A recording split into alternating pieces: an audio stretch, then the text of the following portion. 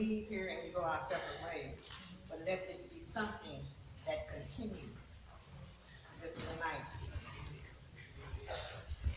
I feel like as women, strong women, and I said it earlier, as strong women, we all have a place in our community.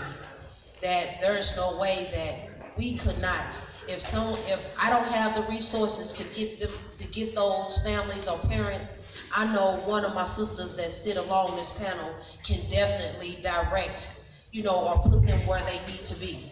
And that's where a lot where, I forgot her name, she's over there standing, but Miss Sheila said that when we have to understand it does take a village to raise our children.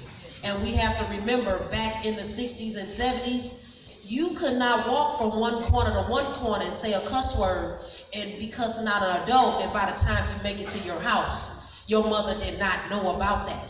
So it's us to be able to work together as strong women and be able to give things that we might be able to help one another.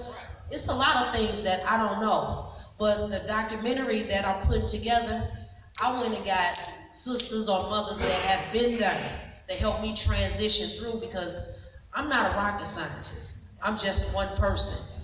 But guess what? When it comes, what's that old saying? When you ball that fist up and you have one, you do make a mighty blow with that. And it's for us, women, to still be able to help one another without all the Willie Lynch syndrome from back in the day that pit us against each other because of our color or our hair or how you look or how you dress or how you stand as one.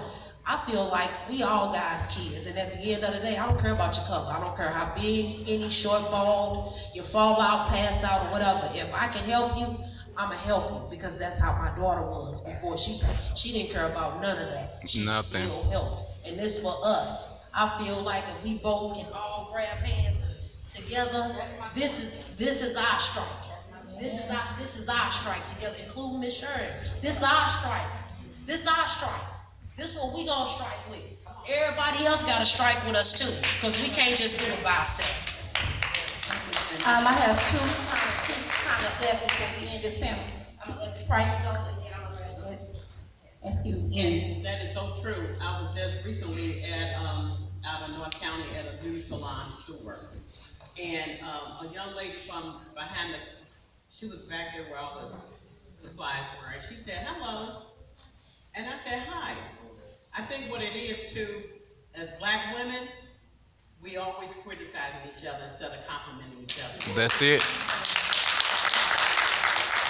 Just because I tell a woman she looks good or whatever, that don't mean I'm a lesbian. Come on.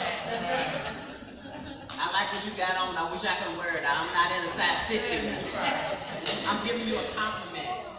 And this lady, we had talked, never met her before, and we exchanged phone numbers yesterday. She said she was going through something. And I said, well, call me and I'll give you the right people you can talk to. So what we need to do is reach out to each other. Just because we're sisters in our race, no. We're sisters in God's eyes. We're sisters all over, like she said. I don't care what race you are, what religion you are, we all in the same boat, and we did not ask to be here. We didn't want children to be murdered. I wouldn't wish that upon anyone. And we need to come together, like I said, and make a difference. And what we got to make a difference of, you can't be a part of the problem. You have to be a part of the solution. And as all of us is on the panel today, every day that we get up, it's hard for us to get up. It really is. We never know how we're going to feel once we get up. But our children, I don't care about you spanking my children. I don't care about you disciplining my grandchildren if they're doing something wrong. But see what it is, the parents take the attitude when you say something to their child. Yeah. And that's where it came from. When they took this crap out of the school, teacher can't whoop the child. Well, the neighbors was whooping our children, even the milkman back then and the postman. But now things have changed. Now you have to watch what you say to people about their children, because they get very offended. Okay. He has to take our microphones. So We're gonna, okay.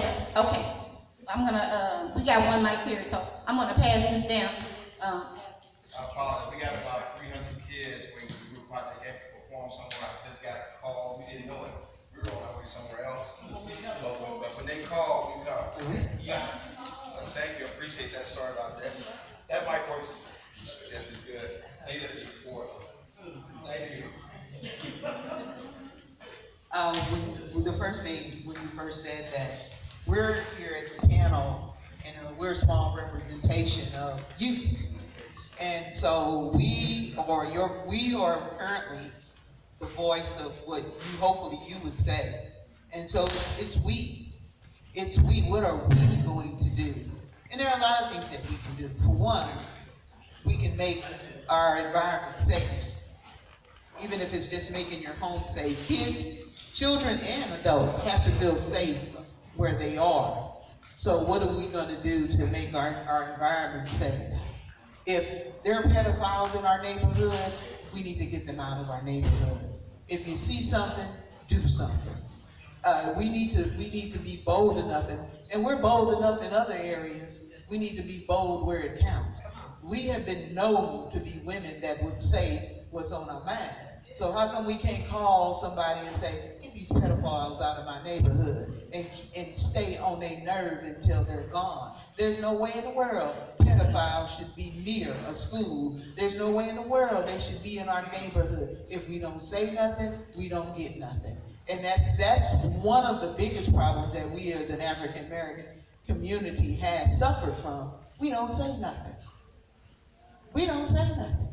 I mean, where it counts. I know of situations where the bi-state bus would stop 2 inches from where it was supposed to. They would call bi-state. Next time that bus stopped where it was supposed to. We don't even call to say we don't have anywhere to sit. There's no way in the world a senior citizen should be sitting on a grocery cart waiting on a bus. We need to speak up.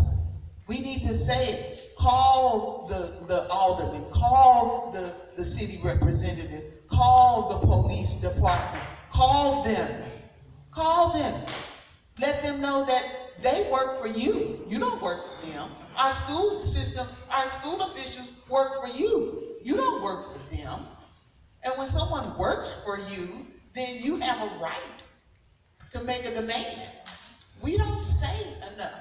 If you see something, do something. I got a question. Thank you. We're gonna end this panel, and if you don't mind, I'd like to go right into our next panel. My daughter will go pick up the food, so it'll be here in a few minutes. But I'd like us to go on while we still got an audience here. You guys, a couple of people have to leave, but I would like to get my other panel